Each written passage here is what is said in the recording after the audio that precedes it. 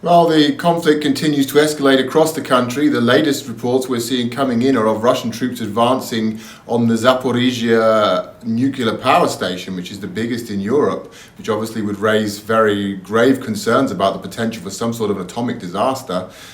Security is tight at the plant traditionally, and it's been reinforced significantly. Locals are coming out onto the streets, according to footage on social media, to block the advance of the Russian armoured columns, but it's not clear exactly what the situation is on the ground at this moment. Elsewhere, we've seen Russian gains in the south. Russia now claims to hold Kherson, which is a key city in the south. If these claims are confirmed, or Ukraine refutes them and says that the city is still at least partially under its control, if they are confirmed, it would be the first city that Russia has been able to capture since it launched its war 7 days ago. The war was originally planned, the battle plan was originally for a blitzkrieg attack to seize Ukraine's major cities in a matter of hours, days, if not hours. That fell flat when Russian forces ran into very strong Ukrainian resistance and suffered heavy losses. As President Zelensky has said, the death toll of Russian troops is believed to be at the moment around 6,000.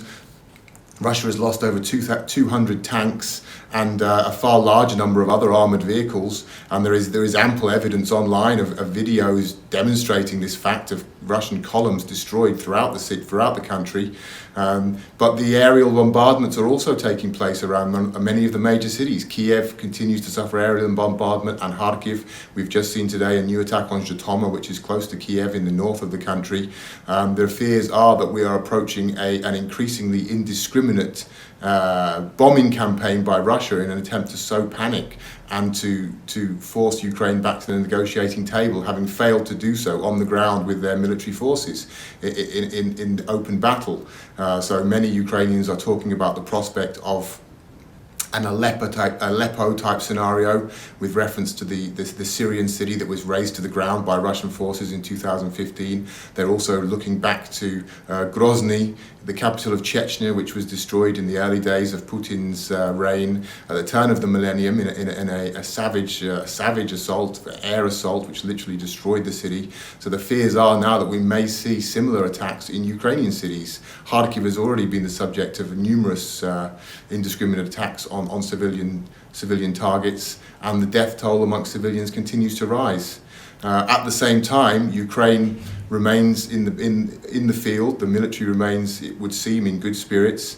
Today, reports have come through that they have received a new delivery of the Bayraktar Turkish combat drones, which have played a key role in taking out Russian armour. There have been numerous videos online that have been released by the Ukrainian military of these drones in action, operating high above the battlefield and taking out Russian tanks and armour with precision strikes, which Russia seems to have no answer for, despite having established significant dominance of the air over Ukraine.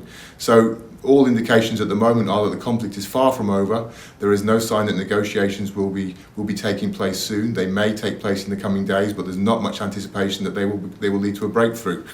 Unfortunately, we may be looking at an increasingly protracted conflict.